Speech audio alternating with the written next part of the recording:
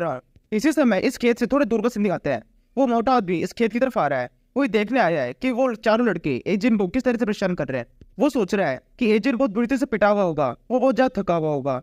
यही सोचता है उस खेत के पास आता है और बहुत ज्यादा चौंक जाता है। वो देखता है एजेंट आराम से कुर्सी पर बैठा हुआ है और वो चार लड़के खेत में काम कर रहे हैं। ये देखकर हटा कहता है, ये सब क्या हो रहा है? इन लड़कों को मैंने एक काम दिया था, वो भी इनसे ठीक से नहीं हो रहा। इन चारों को एजेंट से काम करवाना था, बल्कि ये तो खुद ही काम करे जा रहे हैं और वो लड़का आराम से बैठा हुआ है। मुझे तो अपनी आंखों में विश्वास भी नहीं हो रहा, ये सब हो कैसे रहा है? वो चारों लड़के अभी भी उस खेत के अंदर काम कर रहे हैं। वो मोटा आदमी जिसका नाम यूसैन है, वो उन्हें दूर से देख रहा है। चारों लड़कों के पास आ जाता है और जहाँ पर उन्हें लड़कों का लीडर खेती कर रहा होता है, जिस जगह से हर्ब्स निकाल रहा होता है, उसी जगह पर अपना पाँव रख देता है। उस पाँव को देखकर वो लीडर चिल्लाए कहता है, कौन है कुत्ते का बच्चा जिसने यहाँ पर अपना पाँव रखा है? हटा इस पाँव को। ये कहते हुए ऊपर की तो दिखता है, वो देखता है सामने यूसन खड़ा है। उसे देखकर बहुत देर घबरा जाता है और जल्दी से खड़ा होकर कहता है, मैं उसे बहुत ज्यादा माफी चाहता हूँ, मुझे पता ही नहीं था आप हो।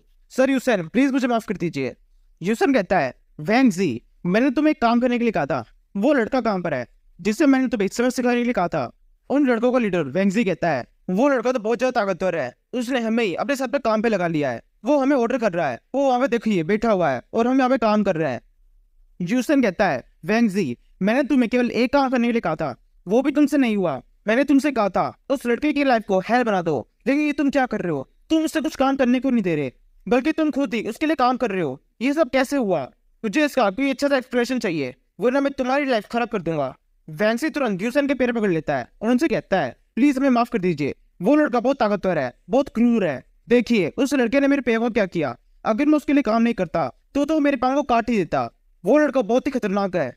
ये सुनते ही यूसन को बहुत ज्यादा गुस्सा होता है। वो तुरंत जेंगी के मुंह पर एक जोर से किक मार देता है और उसे जमीन पर कर देता है। जिगी पड़ती जेंगी के मुंह से खून लगता है। यूसन कहता है, तुम्हारी हिम्मत कैसे हुई उसको खतरनाक कहने की? सीधे सीधे कहो, तुम बहुत कमजोर हो, वो बिल्कुल भी ताकतवर नहीं है। और वैसे भी तुम चार जने थे, उस अकेले ने तुम चारों को पीट दिया। वैंगजी कहता है, सर यूसन, लेकिन हम करें क्या? उसने अपने चारों तरफ स्पिरिचुअल एनर्जी डेवलप कर ली है, हम उसका सामना कर ही नहीं सकते। यूसन कहता है, क्या तुम सच कह रहे हो? उसने स्पिरिचुअल एनर्जी डेवलप कर ली? बाकी लड़के कहते हैं, हाँ वो बिल्कुल ठीक कह रहे हैं। हमारे लीडर ने और हमने खुद ने उसको स्पिरिचुअल एनर्जी डेवलप करते हुए देखा है। अगर हमने भी अपनी आंखों से देखा नहीं होता तो हमें बिल्कुल विश्वास नहीं होता, लेकिन यही बिल्कुल सच है। ये सुनकर यूसन पहले थोड़ी देर कुछ सोचता है और फिर एकदम से पीछे उड़कर उन चार लड़कों से कहता है, अब मुझे बताओ वो बच्चा कहाँ पर है? कहाँ बताया था तुमने उसे? वैंगजी कहता है, अभी वो लड़का थोड़ी देर पहले यहीं बैठा था, अभी थोड़ी देर पहले ही उठ के वापस अपने रूम में चला गया है। यूसन कहता है, ठीक है, मेरे पास एक प्लान है। इस खेत के अंदर से थोड़े थोड़े इकट्ठा कर लो और उन्हें मेरे साथ लेके चलो। वैंगजी कहता है, सर यूसन, क्या ये ठीक होगा? बिना अप्रूवल के हर्ब्स को तोड़ के कहीं और लेके जाना बिल्कुल भी ठीक नहीं है, ये एक तरह का क्राइम है। यूसन कहता है, मैंने जैसा कहा वैसा करो, कोई भी आर्ग्यूमेंट नहीं करेगा। मैं कहता जा रहा हूँ, तुम करते जाओ। उन हर्ब्स को इकट्ठा करने के बाद वो पांचों सीधे एजेंट के घर पहुंच जाते हैं, जहाँ पे एजेंट को रूम दिया गया है। एजेंट इस रूम के अंदर आराम से बैठा हुआ है और कल्टीवेट कर रहा है। तभी एजेंट अपनी आँख खोलता है और कहता है, मैं काफी देर से कल्टीवेट कर रहा हूँ, लेकिन मैं अभी तक लेवल 1 को ब्रेक नहीं कर पाया।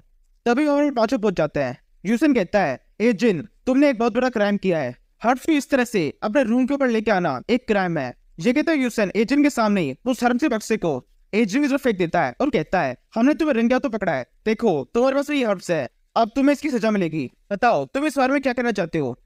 एजेंट हर्ब्स को देखिए कहता है, सोर यूसन, मैं समझ रहा हूँ तुम क्या करने की कोशिश कर रहे हो, तुम मुझे फंसाना चाहते हो। यूसन कहता है, हाँ मैं ऐसा कर रहा हूँ, बताओ तुम क्या कर लोगे? तुम कुछ कर नहीं सकते, मैं हर डिपार्टमेंट का मैनेजर हूँ। अब बस तुम मेरे सामने सेंटर कर दो, मैं तुम्हारी सजा को कम से कम कर दूंगा। वहीं अगर तुम फोर्स करोगे, हमारी बात को नहीं मानोगे, तो तुम्हारी सजा बहुत ज्यादा बड़ी हो सकती है। तभी एजेंट अपने बॉडी की को एक्टिवेट कर देता है, उसकी बॉडी चमकने लगती है। एजेंट कहता है, ए सुअर, अब मैं पहले जैसा कमजोर नहीं रहा जिसको तुम अपनी बात माना सको। यूसन कहता है, क्योंकि तुम्हारे पास में ये स्पिरिचुअल एनर्जी आ गई है, इसलिए तुम खुद को कुछ ज्यादा ही ताकतवर समझ रहे हो। इतना उठो मत, तुम अभी भी मेरे सामने कुछ भी नहीं हो। इसी समय यूसन मन में सोचता है, इस लड़की के पास में स्पिरिचुअल एनर्जी कैसे आ सकती है? इस काम में मिनिमम 10 दिन तो लगते ही है, लेकिन इसने ये कुछ ही दिनों में कर लिया है। इसी समय जिन लड़ाई के लिए तैयार हो रहा होता है, वो सोचता है, इस चोर के पास में मुझसे ज्यादा स्पिरिचुअल एनर्जी है, ये लेवल 1 में पहुंच चुका है, मैं भी लेवल 1 पे नहीं पहुंचा हूँ। लंबी फाइट में ये मुझसे जीत सकता है, मुझे इस फाइट को जल्दी से खत्म करना होगा, इससे पहले कि मेरी बॉडी की एनर्जी खत्म हो। यही सोचते हुए एजेंट यूसन को मारने के लिए यूसन की तरफ भगता है। यूसन भी एजेंट को अपनी तरफ देख लड़ाई के लिए तैयार हो जाता है। तभी एजेंट घूमकर यूसन के ऊपर अपने पैर से एक जोरदार किक मारता है। यूसन तुरंत अपनी तलवार को निकालकर उससे उस अटैक को ब्लॉक कर लेता है। तभी एजेंट जोर से घूमता है, उसके ऐसा करते ही तलवार थोड़ी दूर हो जाती है। फिर एजेंट घूमते हुए एक और किक यूसन के ऊपर मारता है। यूसन अपने हाथ से उस अटैक को ब्लॉक करने की कोशिश करता है, लेकिन एजेंट का अटैक बहुत ज्यादा ताकतवर है। जैसे वो एजेंट की यूसन के हाथ पे पड़ती है, यूसन के हाथ की हड्डी टूट जाती है, यूसन के हाथ की हड्डी पे क्रैक पड़ जाता है। यूसन सोचता है ये बच्चा इतना ताकतवर कैसे हुआ, तभी यूसन घसीटता हुआ थोड़ा दूर खिसक जाता है। यूसन के हाथ में बहुत तेज दर्द हो रहा है क्योंकि उसके हाथ की एक हड्डी पे क्रैक है। यूसन आगे सोचता है इस लड़के के पास स्पिरिचुअल एनर्जी अभी भी आई है, लेकिन इससे अभी से ही इस एनर्जी को ठीक से यूज करना आ गया है। फिर यूसन उन चारों लड़कों से कहता है जल्दी से यहाँ से निकल जाओ। ये सुनते हुए चारों लड़के यहाँ से भागते हुए चले जाते हैं। उन चारों के वहां से जाने के बाद यूसन एजेंट से कहता है ये तुमने बिल्कुल भी ठीक नहीं किया, तुमने मेरे हाथ पे क्रैक कर दिया है, मेरे साथ में बहुत तेज दर्द हो रहा है, अब तुम्हें इसकी सजा मिलेगी, मरने के लिए तैयार हो जाओ। ये कहते हुए यूसन कोई स्पेशल टाइप के स्किल यूज करता है। उसके साथ करते हुए बहुत सारी तलवारें दिखाई देने लगती है। सारी तलवारें उठते हुए एजेंट के ऊपर आ जाती है। फिर उसे अपने हाथों से कोई हैंडसेल बनाता है। उसके साथ करते ही एजेंट के चारों तरफ एक बैरियर सा बन जाता है। इस बैरियर को देखकर एजेंट बहुत ज्यादा घबरा जाता है। यूसन कहता है ये एक स्पेशल टाइप का बैरियर है, अब तुम इस बैरियर के अंदर से निकल नहीं सकते, मैं तुम्हें इस बैरियर के अंदर ही मार दूंगा। एजेंट तुरंत उस बैरियर के अंदर से भागने की और यूसन पे अटैक करने की कोशिश करता है, लेकिन ऐसा कर नहीं पाता। वो उस बैरियर के अंदर निकल नहीं पा रहा है। एजेंट लगातार उस बैरियर के ऊपर मुक्के मारता रहता है, लेकिन इससे कुछ भी नहीं हो रहा। एजेंट का हर मौका पड़ते ही एजेंट खुद ही जमीन पे गिर जाता है। ये सब देखकर यूसन जोर जोर से लगता है और कहता है तुम्हें क्या लगता है तुम्हारी थोड़ी सी पावर से ये बैरियर टूट जाएगा? इस बैरियर को मैंने बनाया है, ये बहुत ज्यादा मजबूत है, अब तुम्हारा खेल देखने में मुझे मजा नहीं आ रहा, मरने के लिए तैयार हो जाओ। एजेंट चिल्लाई कहता है सपने देखो पागल सुअर, मैं तुम जैसों के हाथों से तो नहीं मरूंगा। कहता है अभी भी बहुत हिम्मत है, देखते हैं कब तक रहती है। ये कहते हुए यूसन अपने हैंड का साइन बदलता है। उसके साथ करते ही वो सारी तलवारें जो एजेंट के ऊपर उड़ रही थी वो एकदम से एजेंट के ऊपर अटैक कर देती है। एजेंट तलवार को अपने ऊपर गिरता देख बिल्कुल घबराता नहीं है, वो इधर उधर भागने लगता है और हर एक अटैक डॉज करने लगता है। उन तलवारों के नीचे आने के कारण वो बैरियर भी अपने आप गायब हो जाता है। तभी एजेंट यूसन की तरफ भागने लगता है। यूसन तुरंत एजेंट को अपनी तलवार देख एक तलवार को एजेंट पर अटैक करने के लिए भेज देता है। वो तलवार सीधे सामने की तरफ से एजेंट पर अटैक करने के लिए आ रही है। एजेंट तलवार तो ये कहता है इस तलवार से बचना मुश्किल है, मैं साइड में होकर इस तलवार से बच नहीं सकता, अब लगता है मेरी बहुत निश्चित है, मैं अब किसी भी तरह से बच नहीं सकता। यहाँ से हमें एक फ्लैशबैक सीन दिखाते हैं। एक गांव के अंदर काफी सारे सिपाही आए हुए थे। ये सिपाही यहाँ पर जिन लोगों ने टैक्स जमा नहीं कराया है उन लोगों को पकड़ने के लिए आए थे। इन्होंने यहाँ पर आकर 2 लोगों को जान से मार दिया है जो कि इस बच्चे के पेरेंट्स थे। उन सिपाहियों को लीडर आगे बढ़कर इस बच्चे से कहता है हमने तुम्हारे पेरेंट्स को मार दिया है क्योंकि उन्होंने टैक्स जमा नहीं कराया था, अब तुम्हें उनकी जगह पर टैक्स जमा कराना होगा। हमें पता है तुम अभी बहुत छोटे हो, तुम टैक्स जमा करा नहीं सकते, इसलिए तुम जी भी नहीं सकते, हम तुम्हें भी मार देंगे। यही कहते उन सिपाही के लीडर अपनी तलवार से उस बच्चे के ऊपर एक जोर से अटैक कर देता है, वो अपनी तलवार घुमा देता है। ये देखकर बच्चा बहुत डर जाता है, वो तुरंत अपनी आंखें बंद कर लेता है और मरने का इंतजार करने लगता है। तभी इस बच्चे के मुंह पर खून आने लगता है। बच्चा देखता है उसका खून नहीं है, उसकी बॉडी पे कहीं भी कट नहीं लगा है, वो अभी तक पूरी तरह जिंदा है। फिर बच्चा ऊपर की तरफ देखता है, सामने एक और बच्चा है जिसका नाम एजिन है। एजिन उस बच्चे के सामने आकर उन सिपाहियों के लीडर के हाथों काट दिया है जिस हाथ से वो उस बच्चे के ऊपर अटैक करने वाला था।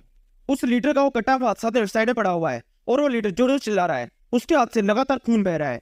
तभी वहां पर काफी सारे लोग जाते हैं, ये सारे डाकू है। ये सारे डाकू इन सिपाहियों के ऊपर अटैक कर देते हैं। सिपाही चिल्ला कहता है डाकू आ गए, मारो इन्हें या नहीं ये हमें मार देंगे। तभी इन सिपाहियों और उन डाकुओं के बीच बहुत लंबी सारी फाइट शुरू होती है, दोनों एक दूसरे को मारने लग जाते हैं। एजेंट भी आगे बढ़कर फाइट में हिस्सा लेता है। तभी वो बच्चा एजेंट से कहता है प्लीज मुझे भी अपने साथ में ले लो। एजेंट कहता है नहीं, हम तुम्हें अपने साथ में नहीं ले सकते, तुम अभी बहुत छोटे हो, बड़े हो जाओ तब हमसे आके मिलना, मैं पक्का तुम्हें अपने साथ में ले लूंगा। कहते हुए एजेंट भी आगे बढ़कर उस फाइट में हिस्सा ले लेता है और एक ही करके काफी सारे सिपाहियों को मार देता है। यहाँ से सीन शिफ्ट होता है, वो सारे डाकू और एजेंट अपने गांव लौट चुके हैं। वो सारे डाकू सेलिब्रेट कर रहे हैं, लेकिन एजी बहुत उदास सा है, वो बहुत ज्यादा चिड़ा हुआ है क्योंकि इन सिपाहियों के पास में एक पर्चा मिला है जिसके ऊपर एजेंट की फोटो बनी हुई है जो दिखने में कुछ ऐसी है। इस फोटो के अंदर एक मोटा सा बंदा है जिसकी दाढ़ी आई गई है और उस फोटो के ऊपर एजेंट का पूरा नाम लिखा हुआ है, 10th बैंडिट जेंगमाजी। जेंगमाजी एजेंट का पूरा नाम है। उस फोटो को देखकर वो सारे डाकू और उन डाकुओं का लीडर 9th बैंडिट एजेंट से कहता है एजेंट तुम दिखने में बिल्कुल ऐसे ही लगते हो, देखो ये तुम्हारी फोटो है, वो सिपाही इस फोटो की वजह से तुम्हें ढूंढ रहे थे। एजेंट कहता है अब आप लोग मुझे चिढ़ाइए मत, आप लोग कब तक चिढ़ाने वाले हैं मुझे इसको देखकर, मैं बिल्कुल भी ऐसा दिखाई नहीं देता हूँ। उन सिपाहियों को मेरी अच्छी फोटो बनानी चाहिए थी, वो बात अलग है, इस फोटो की वजह से वो मुझे ढूंढने की कोशिश कर रहे थे, लेकिन फिर भी उन्हें थोड़ी बहुत मिलती जुलती तो फोटो बनानी चाहिए थी। नाइट बैंडिट कहता है तुम इतना नाराज क्यों हो रहे हो, इसमें नाराज होने वाली क्या बात है, वैसे इसमें मजाक वाली बात तो है, उन सिपाहियों के पास में तुम्हारी कोई भी फोटो नहीं है, जबकि तुम हमारे दल के सबसे ताकतवर बैंडिट हो। जब तुमने अकेले आगे बढ़कर उस ऑफिसर के हाथों कटा था वो देखकर तो मजा ही आ गया था, वो ऑफिसर कितनी जोर से चिल्लाया था। बाकी बैंडिट कहते हैं नाइट बैंडिट बिल्कुल ठीक कह रहे हैं, तुम बहुत ज्यादा पावरफुल हो चुके हो, तुम अपनी एज के हिसाब से काफी कुछ सीख चुके हो। इसी समय बाहर से एक बहुत तेज आवाज देती है, सब बैंडिट चिल्लाने लगते हैं ये आवाज किसी बाहर क्या हो रहा है। इसी से मैं उस रूम का जिसके अंदर वो सारे पेंडेंट बैठे हुए थे उस रूम का दरवाजा टूट जाता है और 2 पेंडेंटों के ऊपर उछल के गिर जाता है। ये देखकर वो सारे डाकू चिल्लाते हैं, ये क्या हो रहा है? क्या वो सिपाही यहाँ पर वापस आ गया है?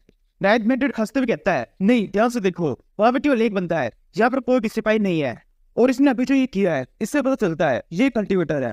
बाकी डाकू कहते हैं, ऐसे कैसे हो सकता है? कल्टीवेटर तो एग्जिस्ट ही नहीं करते। नाइट बेंडेड कहता है, शायद हम गलत थे, कल्टीवेटर एग्जिस्ट करते हैं।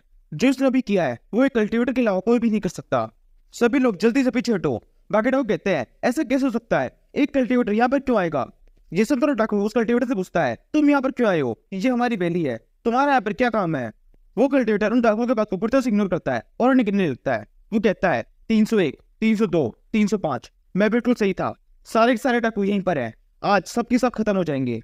ये कर कल्टीवेटर उन सभी डाकुओं को प्रोटेक्ट करता है और अपनी तलवार से एक एक करके उन सभी को मारने लगता है।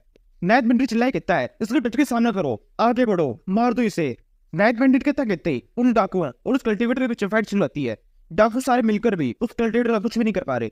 वो कल्टीवेटर बड़ी तेज रफ्तार से उन सभी डाकुओं को मार देता है। ये देखकर नाइट बेंडेड जल्दी से एजेंट के पास आता है और एजेंट से कहता है, एजेंट जल्दी से यहाँ से निकलो। एजेंट कहता है, नहीं, मैं आपको छोड़कर नहीं जाऊंगा। नाइट बेंडेड कहता है, अभी सोचने का टाइम नहीं है, तुम कुछ नहीं कहोगे, केवल तुम मेरी बात को ध्यान से सुनो। यहाँ से जल्दी से निकलो और उस पेड़ के पास में जाओ जिसके बारे में मैंने तुम्हें बताया था। उस पेड़ के पास ही मैंने उस किताब को रखा है, उस किताब को प्रोटेक्ट करना। तुम्हें जिंदा रहना होगा, जब तक यहाँ पर है तब तक नहीं के लिए छुप जाओ। ये सुनकर एजेंट कई जगह छुप जाता है। नाइट बेंडेड कहता है, जिंदा रहना और उस बुक को अच्छे से प्रोटेक्ट करना। ये अगर नाइट बेंडेड भी उस कल्टीवेटर से फाइट करने के लिए जाता है, वो उसके पास आकर उससे कहता है, तुम ये सब क्यों कर रहे हो? गोस्ट वैली में रहने वाले सभी लोग दूसरे लोगों की रक्षा करते हैं, जो लोग उन्हें मारते हैं केवल हम उन्हीं को मारते हैं। हम सब अच्छा काम कर रहे हैं, तुम एक कल्टीवेटर हो, तुम्हें भी हमारे साथ देना चाहिए, हमें मत मारो। कल्टीवेटर कहता है, तुम क्या काम करते हो इससे मुझे कोई फर्क नहीं पड़ता, मैं वही करता हूँ जो मैं करना चाहता हूँ। तुम कमजोर हो और मैं ताकतवर हूँ, ताकतवर लोगों की वजह से ही कमजोर लोग जिंदा रहते हैं। अब मैं नहीं चाहता तुम जिंदा रहो, इसलिए अब मर जाओ। ये कहते हो कल्टीवेटर अपनी तलवार से नाइट बेंडेड को मार देता है और वहां से चला जाता है। उसके वहां से जाने के बाद एजेंट बाहर निकलता है और कहता है, वो बिल्कुल सही कह रहा था, ताकतवर लोगों की वजह से ही कमजोर लोग जिंदा रहते हैं। वो ताकतवर था इसलिए उसे सबको मार दिया और यहाँ से चला गया। अब मैं उससे ताकतवर हो जाऊंगा और फिर उसके बाद मैं उसको मार दूंगा, मैं उससे अपना बदला लूंगा। यही कहते हुए एजेंट नाइट बेंडेड के बारे में, उसके गांव में रहने वाले सभी लोगों के बारे में सोचने लगता है। यही सोचते हुए उसकी आंखों में आंसू आ जाते हैं।